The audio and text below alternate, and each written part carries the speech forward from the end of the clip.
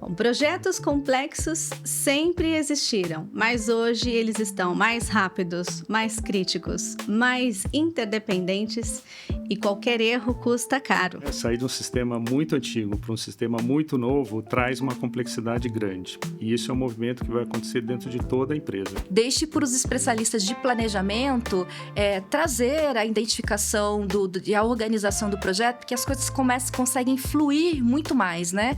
O parceiro de confiança, né? Eu acho que vai dar uma tranquilidade de conseguir fazer o projeto acontecer, porque dor vai ter, né? Eu acho que problemas existem, porque senão não seria um projeto de alta complexidade. Só se faz projeto complexo porque a gente quer uma coisa, né? É o ROI, né? A gente quer o retorno desse investimento o mais rápido possível. Bem-vindo ao TGT ESG Cast, o podcast em que tecnologia e estratégia caminham lado a lado. Bom, projetos complexos sempre existiram, mas hoje eles estão mais rápidos, mais críticos, mais interdependentes e qualquer erro custa caro. Em dinheiro, reputação e gente. A sensação é que a margem de erro está cada vez menor. Hoje, a gente vai falar exatamente sobre isso. Como atravessar projetos complexos, sobreviver à dor do processo e, no final, conseguir gerar valor real para as empresas. Para isso, hoje eu tenho o prazer de receber aqui Fabiana Fernandes, que é sócia da TGT ESG e especialista em PMO e projetos complexos, e também Lúcio Rodrigues, que é diretor de TI e transformação digital da Avery Dennison, que vive também isso na prática dentro de uma multinacional. Bom, prazer receber vocês aqui, prazer enorme. Obrigada, Lúcio, obrigada, Fabiana. Bom, eu acho que para a gente começar esse bate-papo, eu gostaria que você, Fabi, explicasse um pouquinho para a gente, né? O que define hoje um projeto complexo?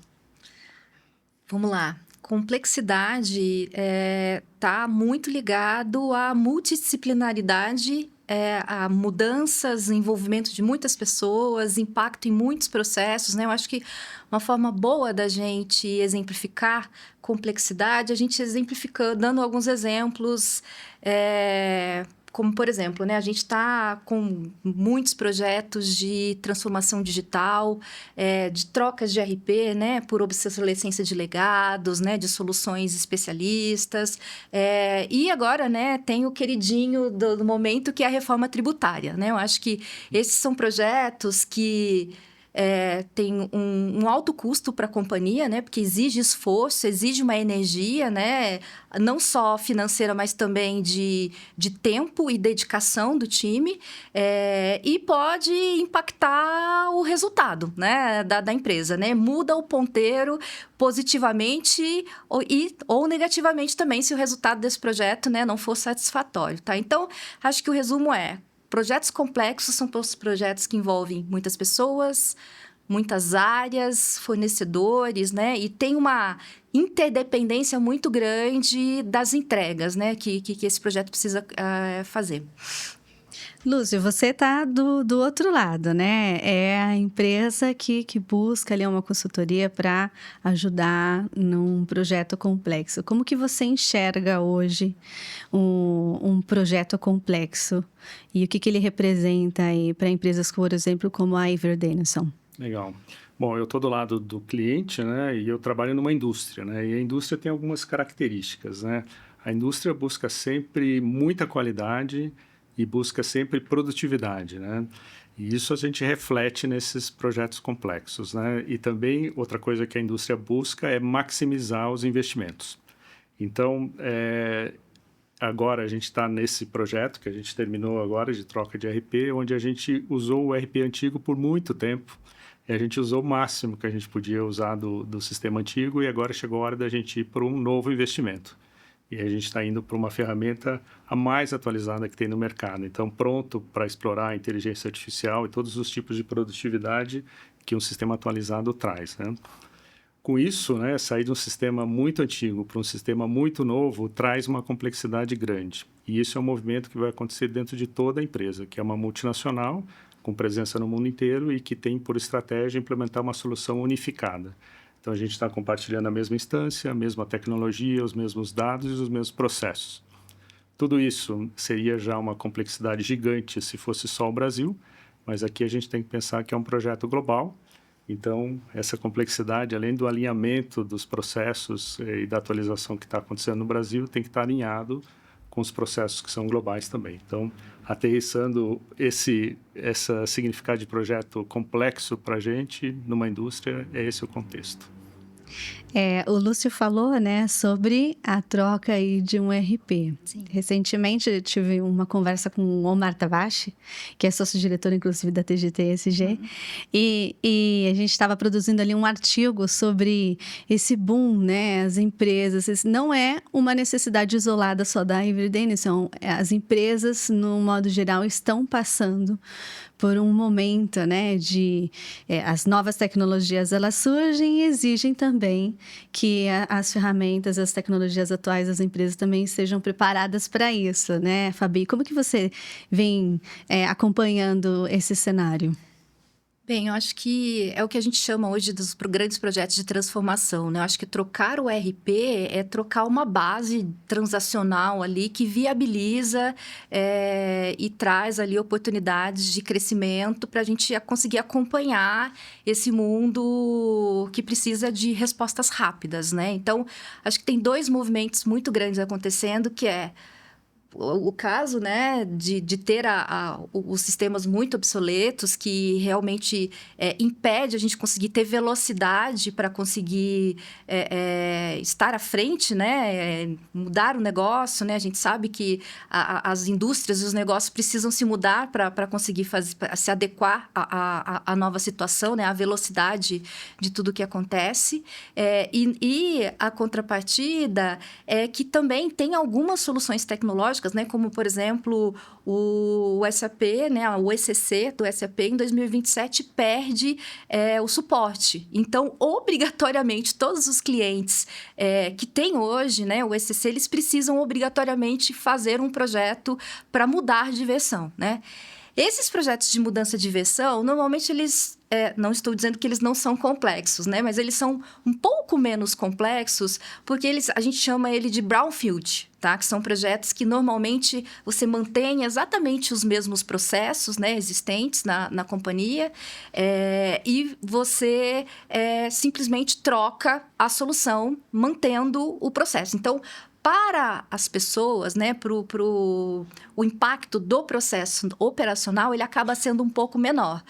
Agora, existem ainda poucos, né? Eu acho que é o projeto que eu estou vivendo hoje, não é muito frequente mais, que são os projetos de Greenfield, que são os projetos onde a gente troca não só a solução do ERP, mas busca muita otimização e padronização de processos, tá? Então, usando o ERP como a fonte da verdade, né, a fonte estruturante, mas em contrapartida, entendendo que tem determinados momentos do negócio que a solução provida pelos provedores de ERP, né, seja Oracle, seja SAP, seja TOTS, seja tantos outros fornecedores que existem, eles têm uma solução, mas ele não é a solução mais adequada para aquele negócio em específico, né? Então, e daí entra o mundo das soluções especialistas, né? Então,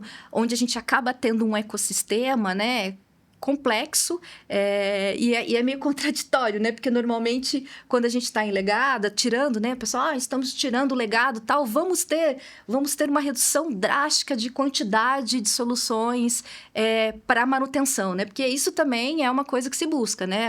Reduzir o custo operacional, além de você conseguir ter maior fluidez, né, na inovação e no ganho de velocidade para estar inovando, né?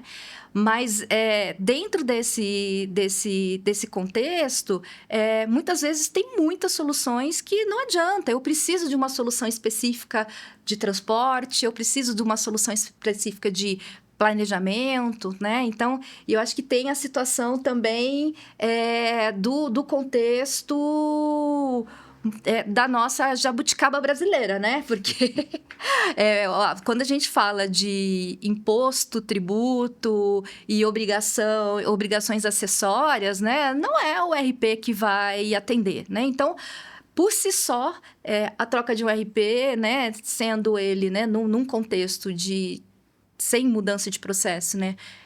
Brownfield já é um grande projeto, mas como a gente está falando, existem poucos, mas existem projetos que são de Greenfield que mudam, também impactam processos para a gente conseguir ter processos mais modernos, né?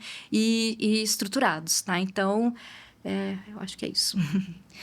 Lúcio, como que uma empresa identifica que está diante de um projeto complexo e que vai precisar de ajuda? Eu acho que, resumindo aqui um pouco do que já foi dito, né, a gente tem um conhecimento limitado de projetos de troca de RP, por exemplo, ou de projetos de novas tecnologias, mudança de processo, mudança de dados. A gente não tem na indústria tanta exposição a esses tipos de projetos. Eles acontecem de tempos em tempos, né? Quando a gente se depara com projetos que o conhecimento interno, pela frequência, pelas oportunidades que a gente tem de troca, não é frequente, não está internalizado dentro da empresa, é hora da gente procurar ajuda, né? E aí a gente pode ir para o mercado, como a gente encontrou a TGT, né? Caiu bem certinho para a gente, porque tem esse conhecimento de implantar projetos de ERP, né? Então, a gente tem conhecimentos de implantar outros tipos de projeto. A gente acabou de implantar um coater novo, que é uma máquina gigante que a gente tem na nossa empresa. Esse foi um gerenciamento de projeto interno, então a gente tem essa expertise interna. Agora, trocar ERP e ir para um ERP muito moderno como que a gente implantou, aí a gente precisa de experiência que vem de mercado, né? Para a gente pegar o melhor, tirar o melhor proveito desse momento. E eu acho que tem uma questão também de escolha, né? Você tem que escolher, né? Qual é a melhor solução para você dentro de um contexto, né? E fazendo o jabá da TGT, né? A TGT, ela é especialista em conseguir identificar e fazer todo o sourcing, a pesquisa e identificação das melhores soluções para atender as demandas do cliente, né? E, além disso, a gente ajuda no plano, né? Então, a gente não tem, não necessariamente o cliente, ele é especialista no negócio dele, na operação, né? Deixe para os especialistas de planejamento trazer a identificação e a organização do projeto, porque as coisas conseguem fluir muito mais, né? Para ter muita clareza de onde é que você tem que gastar a sua energia, né? A energia do cliente em específico, né? O parceiro de confiança, né? Eu acho que vai dar uma tranquilidade de conseguir fazer o projeto acontecer, porque dor vai ter, né? Eu acho que problemas existem, porque senão não seria um projeto de alta complexidade e não teria levado algum tempo para conseguir chegar até aquele momento, né? Já teria acontecido de forma orgânica, natural. Então, assim, ter a especialidade, né? De você conseguir fazer a gestão o planejamento, conseguir entender o faseamento correto do projeto, né? As etapas, a necessidade de pessoas, de envolvimento que precisa ter, os fornecedores específicos em cada ponto do projeto, em cada momento do projeto, eu acho que traz uma tranquilidade para o cliente, para deixá-lo pensar e gastar toda a sua energia no que ele sabe fazer de melhor, que é como ele consegue melhorar a operação, ter processos mais fluidos, né, e estruturados, né? Porque lembrando que só se faz projeto complexo porque a gente quer uma coisa, né? É o ROI, né? A gente quer o retorno desse investimento o mais rápido possível, né? Você falou de fornecedores, eu vou voltar daqui a pouquinho nesse tópico. Mas eu queria entender, Fabi, nos últimos anos, tem mudado a forma de gerir projetos complexos? A gente tem tido mudanças aí nessa área? Olha, a questão é que ninguém tem mais...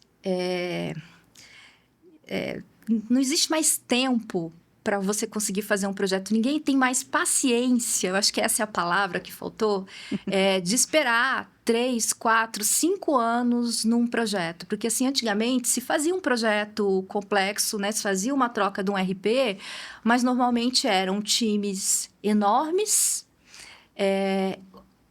com muito mais tempo que a gente tem, né? Hoje em dia, o nosso tempo é VUCA, né? A gente precisa rapidamente responder e muitas vezes, né, o projeto, ele precisa ser faseado, porque a gente precisa entregar valor o mais rápido possível, né? Então, a entrega de valor, muitas vezes, a primeira onda de uma implantação do RP, ela é uma viabilizadora para conseguir...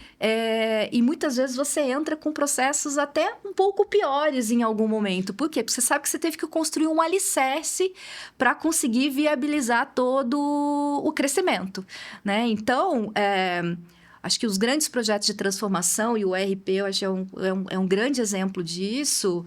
Provavelmente, você teve um go live do seu projeto com um backlog grande, já em discussão, de melhorias, de pontos de evolução, porque é natural, né? Normalmente, você está tentando colocar o seu processo dentro de uma estrutura já existente, que é um padrão de mercado, que tem boas práticas, mas que precisa de algum ajuste e, muitas vezes, tem gaps do próprio produto, né? O próprio produto tem situações que precisam de algum desenvolvimento, né? De alguma customização para fazer. Então, com isso, é muito importante entender que todo e qualquer projeto complexo, ele é uma jornada, né? Ele é uma jornada e a gente precisa ter muita clareza desta jornada para a gente conseguir manter o time com a gente e ter esse sentimento da entrega contínua e não demorar, né? Se a gente demorar muito para entrar, acho que as coisas perdem a paciência, o mundo muda, né? E pode ser que a gente perca a prioridade da implantação do projeto, né? E aí, só pegando um gancho, eu acho que isso também faz parte do projeto complexo, né? Esse gerenciamento de expectativas, né? Sim. Porque o investimento não é baixo, né? O produto, a tecnologia é cara. As pessoas que participam do projeto também não são poucas, bastante gente, também tem um custo, né? Deslocar essas pessoas para ficar um ano praticamente full time implementando uma solução dessa, né? Tem as consultorias que participam, tem os sistemas especialistas, então é um projeto que é um investimento bem significativo, né? E a expectativa é ter um retorno de investimento muito rápido disso, né? Exato. E isso não acontece no primeiro mês, nem no segundo. A gente tem um tempo para estabilizar. E eu acho que esse gerenciamento de expectativas e essa realidade dessa pós-go live, eu acho que é uma coisa que também tem a sua complexidade e tem que ser dita, né? O pré-projeto é muito importante, né? De você conseguir estruturar, construir o seu business case, né?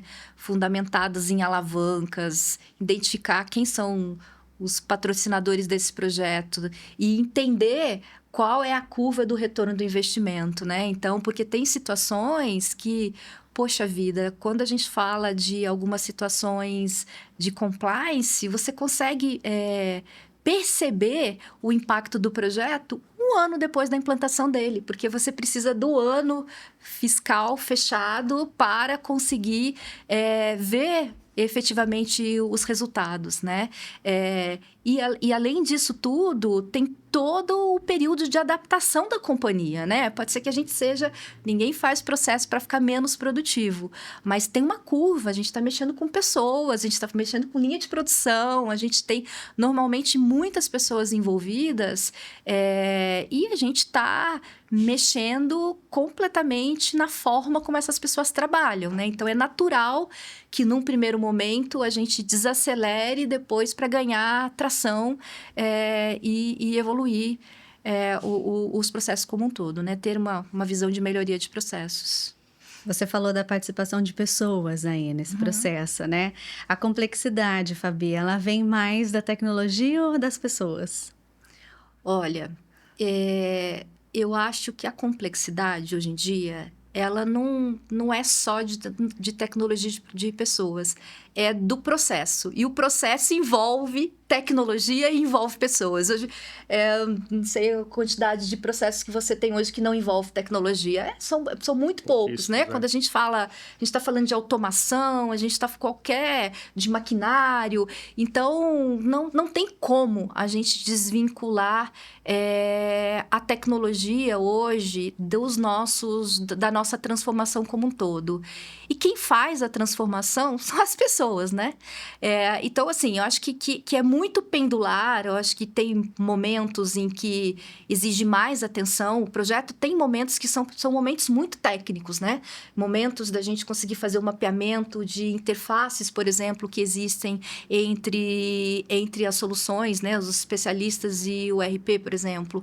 São momentos mais técnicos, mas existem os momentos onde o olhar do processo e a análise, né, de entender como aquele processo vai ficar, né, o processo futuro vai ficar, que depende muito não só do time de projeto, né, porque não se faz um projeto complexo sem pessoas dedicadas, né? Sem ter um time de projeto dedicado, tá? Porque, assim, você compartilhar o time do projeto com a operação, é fato que você não vai conseguir ter o tempo e a energia e o foco das pessoas suficiente para você conseguir cumprir a demanda do projeto como um todo. Tá? Então, pode ser que tenha alguns momentos do projeto que isso seja factível, mas normalmente você precisa ter um time dedicado e focado para conseguir fazer essa entrega do projeto, tá? Então, Tabata, não tem muito como desvincular, na minha visão, tá? Na minha visão, o que é complexo e que a gente tem que buscar tornar o mais simples possível sempre são processos, mas hoje em dia eu não vejo processos que a gente está falando, quando a gente está falando de processos de cadeia de valor, né, de processos aí end-to-end, né, que não envolvam pessoas, claro, mas que não envolvam tecnologia também. Tá? Concordo, é tudo muito, muito interligado, né? Quando a gente consegue chegar no problema puro, técnico de tecnologia, é uma beleza. Maravilhoso. Porque aí a gente sabe exatamente o que fazer ali, né? Mas isso é só um componente pequeno, né? Em toda a complexidade, né? Então, desde dos requisitos, expectativas, tem muito mindset de levar o que está no sistema antigo para o sistema novo. E aí isso aí não ajuda, né? Então tem que quebrar isso com muito change management, com muita discussão, com muito explicar o que vem depois da gente fazer essa mudança, né? E isso é a parte mais complexa desse tipo de projeto, né? Então, está tudo interligado. Porque tem muito processo que normalmente deixa de existir, né? Às vezes, na implantação de um RP, dependendo, né, de estruturas, por exemplo, a gente tem um legado que tem, normalmente, áreas que precisam fazer consolidação de dados para conseguir fazer com que a informação de uma outra... que a contabilização aconteça, por exemplo, né? Poxa vida, pode ser que nesse contexto como um todo, estando dentro de um sistema integrado de verdade, essa atividade, que são atividades mais manuais, elas deixam de existir. Quer dizer que a gente vai reduzir a equipe? Não necessariamente, tudo depende do business case e da proposta inicial que foi feita.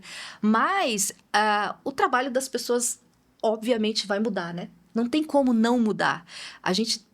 Todo o trabalho é que a informação seja mais fluida possível para conseguir que as pessoas sejam mais analíticas, entendam o valor do trabalho dela e consigam trabalhar com mais leveza também, né? Em menos um nível ali de controles e operações manuais, né? Eu acho que esse ponto é um ponto bem, bem importante.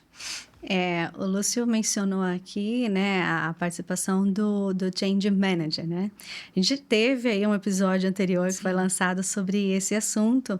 E aí, Fabi, a gestão de projetos complexos, ela tem que andar ali de mãos dadas com o Change Manager? Olha, totalmente. Acho que, assim, quando a gente fala de Change Management, o Change Management, ele tem que engajar, comunicar.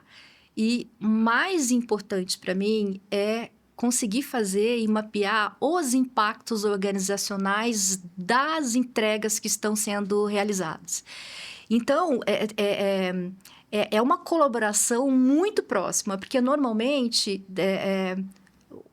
a gestão do projeto como um todo, ela fornece muito conteúdo, muita informação para o GMO, né, para a gestão de mudança, e a contrapartida é que, muitas vezes, né, analisar o clima do projeto, entender, a gente pega muita, assim, né? Então, a gente acaba pegando muita coisa que fala, aqui pode dar algum problema.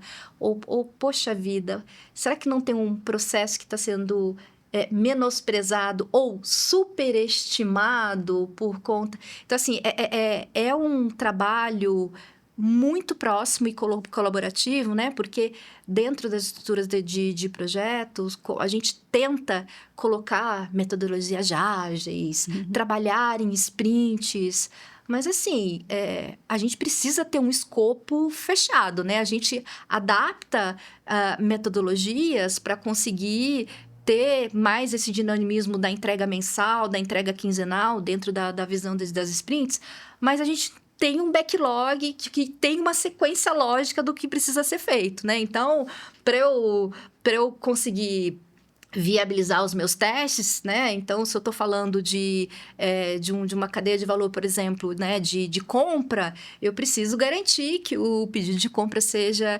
colocado. Então, tem todo um sequenciamento lógico que dificulta um pouco a gente utilizar métodos ágeis. Então, assim, né, a gente adapta o waterfall dentro e com algumas pílulas de soluções ágeis. Mas, dentro desse contexto, voltando agora, né, nessa questão que você questionou, por que eu estava fazendo o gancho com essa questão do projeto? Porque, por exemplo, do ágil, né, a gente desenha e especifica primeiro tudo que nós vamos implementar, certo?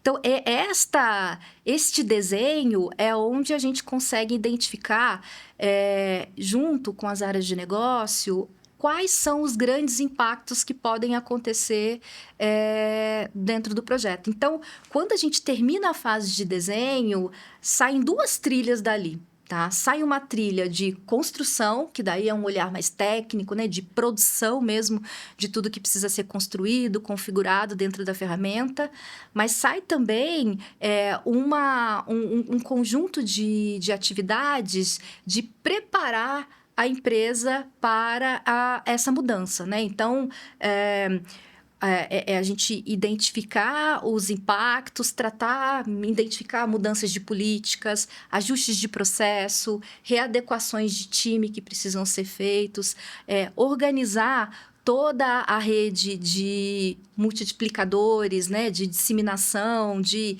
embaixadores, que vão levar o projeto para as áreas, né? E em cima, todo esse trabalho é feito em cima de uma entrega que é gerida pelo PMO, que é a entrega do desenho, né, da especificação funcional do projeto, tá? E aí, pela minha experiência, né, é interessante ver que o Change Management começa desde do plano, né? Sim. Mas ele vai aumentando, né? A participação e quando tem o live, começa mais ainda, né? Isso é importante, né? São diferentes públicos, né? Diferentes tipos de times, né? Que precisam ser engajados em diferentes momentos, com diferentes energias, com diferentes perspectivas. Então, o Change Management consegue costurar tudo isso, os impactos, consegue detectar o que não está cheirando que não vai dar certo, que precisa de uma atenção especial, consegue ver que time que está conseguindo acompanhar, que time que precisa um pouco mais de gás, né? E isso diferentes públicos, também para os sponsors, também para a alta liderança, também para os outros times globais. Então, é uma participação muito interessante, muito necessária do Change Management num projeto complexo.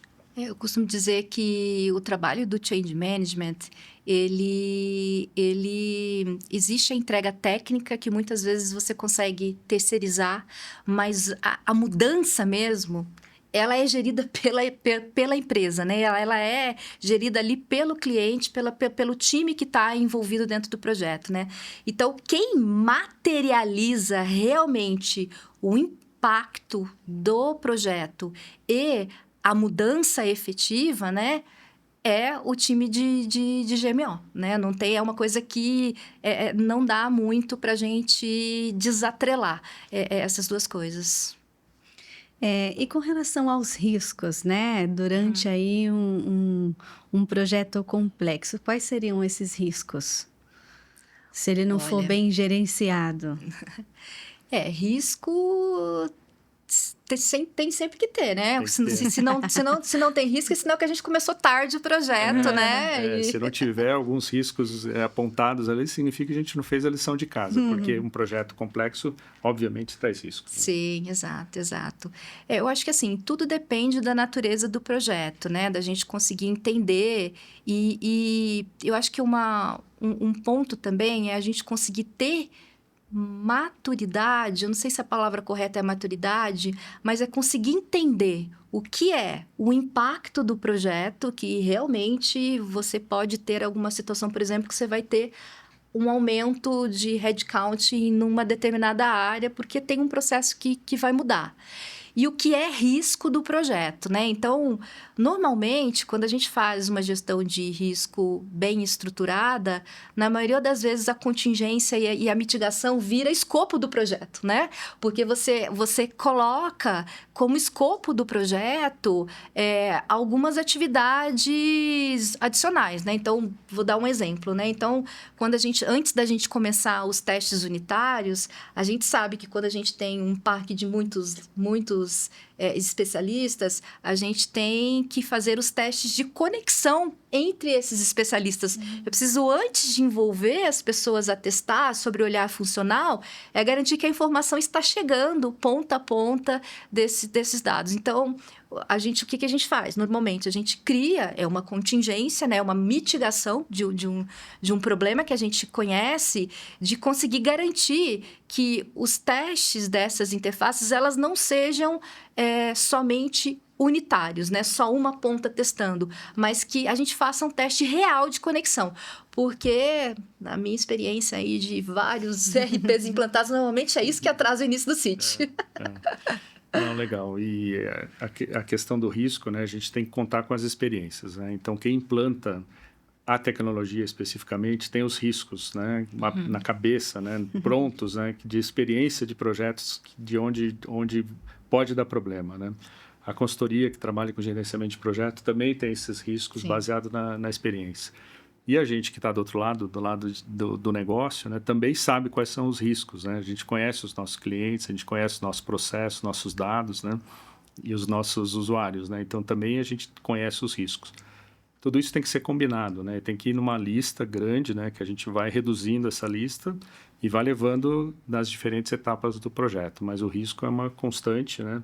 Sempre aparece um novo, de um tamanho diferente, de acordo com a complexidade que a gente vai encontrando durante a execução do projeto, e ele não pode ter medo do risco e não pode ter medo de mostrar o risco, né? Tem que estar numa lista, tem que tratar do jeito sério, porque o risco, como o nome diz, né, pode acontecer, né? E se acontecer, se a gente não tiver um plano de mitigação, um plano para endereçar, ele é um problema. Agora, se a gente tem um plano para endereçar, um plano para mitigar, tudo bem, aconteceu, a gente sabe como atacar. Você está preparado, né? Você está preparado para conseguir resolver aquele problema, né? Porque projeto que não tem problema não é complexo. Exato. Lúcio, no início da nossa conversa, você falou, né, do caso da Avery Dennison, que, no caso, é um projeto complexo também porque é global, né? E o que mais gera tensão num projeto global? Tá. Bom, no projeto global, no nosso caso, ele foi definido por outra região, né? E a gente chama isso de Global Design. Então, uma região fez o Global Design fez levando em conta os requisitos da localidade e com uma tendência disso funcionar para as outras regiões também, né? Então, quando as pessoas começaram a fazer o desenho, né, levando em conta, bom, isso vai para outros países, então vamos fazer de um jeito mais standard possível, né? Então, isso que a gente chamou de rollout, quando chega aqui para o Brasil, né, comparado com esse Global Design que foi definido na Ásia-Pacífico, tem diferenças, óbvio, tem um monte de diferença, né? E talvez a gente tenha subestimado um pouco essa diferença, né? Então, o Global Design é uma bênção, porque vem muita coisa pronta, muita coisa que já vem pensada, então a gente tomou bastante proveito disso, mas tem vários pontos de atenção, né? E esses pontos de atenção, complexidades que a gente encontrou no nosso projeto, com o nosso processo, com a nossa legislação, com os nossos dados, né? E que não foram considerados. Então, a gente começou a desviar desse Global Design. E esse desvio, como a gente está no mesmo RP, né? no mesmo processo, isso gera uma complexidade, porque esse desvio tem que ser alinhado com o global. Então, para cada desvio, né? Se a gente consegue isolar isso na nossa localização, tudo bem. A gente explica e segue, mas se isso toca algum processo global, aí a gente tem que fazer um processo de governança que também é bem complexo. Então, eu costumo dizer que o Global Design foi uma bênção, porque a gente aproveitou bastante, mas é um ponto de atenção também bem grande, que a gente teve que tocar durante o projeto todo. Fabio, o Global Design é um padrão de empresas multinacionais? Olha, eu acho que seria ótimo que fosse, né? Mas não, nem todas as empresas têm essa estrutura, né? Eu acho que, como o Lúcio falou, é ótimo, é excelente, porque você não precisa ter todas... Você não tem uma etapa de definição de um desenho. Você faz uma análise de aderência de um desenho existente, né? Então isso ajuda e facilita muito. Mas eu digo que para você que não, tá? Eu acho que não são todas as empresas, né? Eu acho que as empresas mais estruturadas, maiores, sim. Mas, assim, no meu contexto aqui de muitos projetos, assim, a minha experiência maior são em projetos grandes, mais nacionais, tá? Mas o pouco que eu conheço de empresas maiores, eu tive a oportunidade de participar de alguns já, não tinha esse acelerador, digamos, né? Um grande acelerador que permite que você faça análise de aderência e não design de solução mesmo, né? No caso da Avery Dennison, Lúcio, qual foi o ponto, ou vem sendo, né, o ponto mais sensível da transformação de vocês? Bom, esse projeto global, que é o Global Design, ele demanda muita governança, né? Então, a gente está nesse momento agora de como é que a gente combina as demandas, né? O que eu preciso aqui pode ser alguma coisa que a China precisa também, e pode ser que eu esteja aqui desenvolvendo algum agente de inteligência artificial, alguma coisa sofisticada, pode ser que eu esteja aqui pensando, desenvolvendo, e pode ser que a China está na etapa final, talvez eu pudesse copiar isso e trazer para cá, versus desenvolver. Então, a gente passou por essa implantação de ERP, ela terminou agora, né, no mês 10, é muito recente. A gente não teve tempo, né, de organizar toda essa governança que precisa acontecer. Então, essa é uma complexidade nesse momento que a gente está buscando. Como que a gente melhora a nossa governança, além do básico, né? Porque o básico a gente conseguiu fazer, os dois sistemas as 3 regiões, né, que já estão utilizando, estão funcionando de forma harmoniosa nesse momento, mas a gente vai evoluir o nosso ERP, eles também vão, e a gente precisa evoluir isso de uma forma coordenada. Esse é um desafio da nossa transformação. Como é que você consegue ter uma trilha de melhorias de evolução com uma prioridade que seja minimamente reutilizável, né? Interessantíssimo isso. E como a gente está com muita velocidade agora, né? O que a gente precisa estabilizar está impactando o negócio nesse momento, não dá tempo da gente fazer essa análise de governança, colocar numa priorização, numa pista de desenvolvimento compartilhada. Nesse momento não, mas é um desafio para a gente atacar assim que possível. Fabi, numa conversa aí de bastidores que nós tivemos antes do podcast, você comentou algo, né, forte, né? A dor, ela ela não vem depois, ela vem durante, né? Como que um gestor deve lidar com isso? Olha, os projetos que tem, os grandes projetos, normalmente, você vai impactar as pessoas, você vai impactar a área. Então, assim, o gestor da área, ele sofre duas vezes, né? Ele sofre num primeiro momento porque a gente vai lá e a gente quer os melhores dele para vir incorporar o projeto, né? Daí você já tira pessoas ali que normalmente a referência são pontos de apoio para ele. Então, já tem um sofrimento ali num primeiro momento, né? E depois, durante, ao longo de todo o projeto, né? A mudança é dolorida, né? Você vai tirar a empresa, a área e a responsabilidade da zona de conforto e ela tem as metas, os KPIs, os indicadores que ela precisa continuar entregando, né? Então, gerir isso não é complexo, é muito complexo, tá? E não é simples para a gente dentro de projetos complexos como esse, tá? Eu acho que... e depois tem, né? O momento da mudança, de você pode ficar algum tempo, né? Você tem que ter, durante ali o momento do Go Live, nós vamos ter que ter... Vamos parar de faturar, né? Imagina, isso daí, poxa, não, a gente não vai parar de faturar, a gente não pode parar de faturar, mas a gente precisa. Então, eu acho que, assim, é dolorido por muitos motivos, né? Assim, o teste exige muito, né? Porque você tira... Normalmente, o time do projeto não dá conta e muitas vezes não tem nem o conhecimento detalhado e a gente precisa de mais pessoas. E, assim... Quem faz projetos são pessoas, né? Então, é muito comum, são muitos fornecedores. Normalmente, a gente tem fornecedores que são rivais, que concorreram, né, entre si para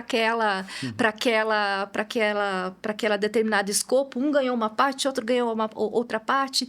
Então, assim, gerir isso, né, e manter isso no ambiente harmonioso é muito importante, né? Mas eu acho que, assim, voltando lá ao que a gente começou a fazer, né? É propósito, né? É conseguir que todo mundo entenda o que foi eleito como alavanca de valor e para que a gente está fazendo aquela entrega, aquele ponto específico, né? Porque a dor não adianta, ela vai existir e muitas vezes, num primeiro momento pós-Go Live, a gente vai deixar a vida desse gestor muito mais difícil, tá? A gente vai mudar, a gente corre o risco e assim, é quase um fato, né? De que a gente vai ter impacto no primeiro momento em produtividade, a gente vai exigir muitas vezes... skills, experiências que não existem dentro do time dele, ele tem que formar, né? Então, é algo muito novo ali, né? Então... É dolorido porque a gente tira todo mundo da zona de conforto, tá? Mas, normalmente, eu acho que o gestor que entende isso e encara isso de forma positiva, colaborativa, ele passa com muito mais suavidade por esse momento, né? E consegue chegar nessa etapa onde as ideias são mais... factíveis, né, da gente conseguir viabilizar, ele chega muito mais consciente de tudo que precisa acontecer. Tem muito esforço concentrado, né, quando a gente fala de um projeto complexo, né, e muitas das pessoas que participam desse projeto estão participando pela primeira vez. E muitos deles falaram que vai ser a última também. É verdade.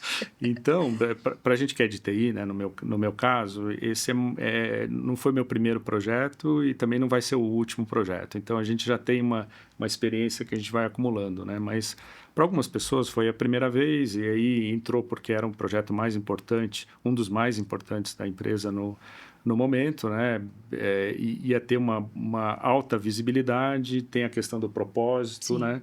Tem a questão da tecnologia, tem a questão de estar participando de uma transformação digital, um legado que a gente vai deixar para a empresa. Então, tem bastante motivo para as pessoas entrarem, mas o volume de trabalho é gigante. É imenso. E aí tem algumas etapas, né? Quando a gente começa a olhar para as pessoas e fala, bom, e o final de semana, vamos aproveitar para resolver isso aqui, né? Esse time está atrasado, vamos ajudar e vamos fazer. E aí começa a cancelar férias, né? Começa a ter um volume de coisas para fazer muito grande, né? Aí tem a questão do esforço, né? Tem muito esforço, change management ajudando a gente a dar gás, né? Em ver o que time que precisa de mais gás, o que dá para fazer para aliviar um pouco essa dor, né? Esse esforço que tá acontecendo. E é isso acontece durante o projeto inteiro. Depois tem o Go Live, que é esperado para muitos momentos de entregamos, né? Acabou, vamos comemorar, né? E não, né? Depois do Go Live a coisa continua, ainda tem tempo para estabilizar o sistema. Então, tem essa questão do esforço concentrado e também acho que a questão do propósito, a questão da conquista é a troca, né? Então, esforço e ganha isso de troca. A gente costuma dizer que um projeto de transformação, ela não pode ser só a transformação da empresa, ela tem que ser a transformação de todo mundo que está participando, todas as pessoas que estão participando desse projeto também, né? Eu acho que normalmente é uma oportunidade de você fazer um MBA de 3 anos em 1 ano, né? Porque a oportunidade que você tem de aprendizado é imensa, mas isso tem um custo. E o custo são horas adicionais, é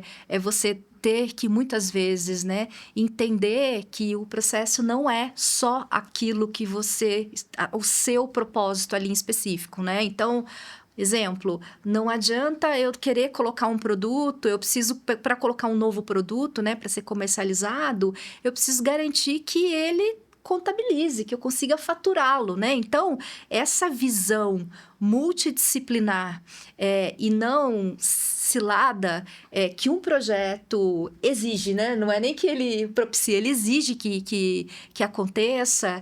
Eu acho que ele é muito transformador para as pessoas que participam do projeto também, tá? Então, a gente, em Change Management, a gente usa muito disso, né? Eu acho que 2 coisas, né? A gente precisa comemorar todos os goals, né? Então, todas as etapas, as conquistas, tudo que a gente consegue materializar, eu acho que a gente tem que comemorar, agradecer, né? As pessoas que participaram daquele goal, né? Daquela entrega. E entender e fazer com que todo mundo entenda que o problema vai acontecer. A gente só tem que ser muito duro com os problemas e muito suave com as pessoas, né? Porque não adianta, né? Então, vai ter momentos de muitas discussões, vão ter momentos de conflitos que alguém tem que abrir mão, muitas vezes por conta de uma questão financeira, o time de cadastro vai aumentar o esforço dele, né? Então, você aumenta o headcount de uma área para conseguir viabilizar um projeto de outra, né? Então, ter maturidade para a gente conseguir mirar a bola, né? Mirar o real problema e conseguir sair de forma leve, né? E que todo mundo entenda e compreenda que o resultado, né? É do projeto e não unilateral de cada indivíduo, acho que proporciona um crescimento muito grande para as pessoas. Mas você tem que estar afim. Você tem que estar afim de passar Réveillon, como a gente está agora, planejando, de virar Réveillon com a implantação do sistema, né? Mas o que eu percebo é que quando a gente consegue engajar bem, a gente não tem dificuldade, porque assim, a energia é tão positiva, tão realizadora, né, para a gente conseguir fazer com que os problemas aconteçam, que as horas adicionais acabam passando, né? Então, eu acho que essa é uma questão bem crítica e importante, tá? A dor, ela vai vir, o esforço também, mas a gente precisa sempre ficar lembrando as pessoas da contrapartida de que é o crescimento que a gente tem junto, né, com o projeto como um todo. É comum um projeto, muitas vezes, virar mais um custo do que uma alavanca de valor nas empresas? Olha, eu acho que se a gente se esquece do propósito do projeto, né, abandona o business case, né, o que foi identificado como alavanca, e não consegue ter um plano muito estruturado de quais são as reais entregas que precisam acontecer, entrega de valor que precisa acontecer para a viabilização daquelas alavancas, a gente corre o risco de virar um projeto de tecnologia pura, né? E projeto de tecnologia pura normalmente não entrega valor, né? Ele precisa estar associado a uma mudança, a uma otimização de processo como um todo, né? Então, se ele esquece do valor e do propósito, né, de que aquele projeto foi estruturado, isso acontece. É por isso que, dentro da gestão de projetos, a gente precisa o tempo todo, né, no mínimo, periodicamente, 3 meses, 6 meses, revisar o business cases, as alavancas, né? Muito mais até para conscientizar e lembrar as pessoas sobre o que elas colocaram como benefício daquele projeto e por que ele existe, né? Não, tem essa questão do benefício e a gente tem que sempre lembrar do propósito, né? Quer dizer, no primeiro momento, né, a gente não pode superestimar o benefício no curtíssimo prazo, né? A gente tem que dar um tempo para isso acontecer, né? A gente construiu a estrada, né? Agora a gente precisa colocar os melhores carros aqui nessa estrada para tomar proveito, né? No primeiro momento, eu enxergo, né, que a gente aumenta o custo, traz alguma falta de produtividade que não combina muito bem com o investimento que foi feito, né? Então, a gente precisa de um tempo, a gente precisa lembrar dos propósitos e também a gente precisa correr atrás do retorno do investimento. Então, é uma parceria, como eu falei, é um projeto global, então é uma parceria que tem que acontecer. As outras regiões também estão no mesmo dilema, né? A gente aumentou o custo, no curto prazo a gente piorou a produtividade. Como é que a gente resolve a questão da produtividade? Como é que a gente pega o melhor dessa nova tecnologia para ajudar a gente, né? Então, pode ser que essa afirmação que você fez de que aumenta o custo, por um tempo é verdadeiro, mas a tendência, se a gente fez a escolha certa e se a gente está com o time certo, a tendência é a gente resolver isso num prazo razoável de tempo. Perfeito. Lúcio, a gente está já caminhando aí para o encerramento do nosso podcast, mas num processo, né, num gestão de projetos aí complexos, a gente tem integrador, fornecedor de software, cliente, PMO. A mesa, ela vira aí pode virar, não é uma regra, um campo de batalha, né? Como fazer para sobreviver a isso? Tá. Eu acho que tem que ter um alinhamento bem grande quando a gente faz as contratações aí, né? O que é o papel de cada um. E a gente tem que, em vários momentos, lembrar que a gente não está lá competindo, né? Nossa região não está competindo com outra região, IT não está competindo com business, né? Um solution integrator, uma consultoria não está competindo com a outra. A gente está todo mundo no mesmo barco aqui e a gente está todo mundo com o mesmo objetivo, né? É importante a gente considerar as experiências, de novo, de cada time. Então, quem está lá para implantar a Oracle tem uma experiência, né, de implantação de ERP, né? Quem está lá para gerenciar o projeto tem experiência de gerenciar o projeto e sabe onde que a outra consultoria pode estar pisando na bola, né, por experiência, né? Então, tem que um policiar o outro de forma coordenada, bem claro, mapeando os riscos, mapeando o que precisa ser entregue, mapeando todas as etapas dos projetos, quem são os stakeholders, quem que é o responsável, quem que tem que ser informado, né? E seguir isso de forma coordenada. Não é fácil e até por isso a gente precisa ter experiência, né? Algum time com mais experiência de coordenar esses tipos de projetos, ainda mais com essa complexidade, para ajudar a gente. E eu acho também que ter muita clareza da interdependência que existem entre essas entregas desses fornecedores, tendo a clareza, né, dessas interdependências, a gente prezar muito pela transparência porque assim, vamos lá, né? Nenhum fornecedor vai chegar para você e falar, olha, eu estou com um problema XYZ e tal.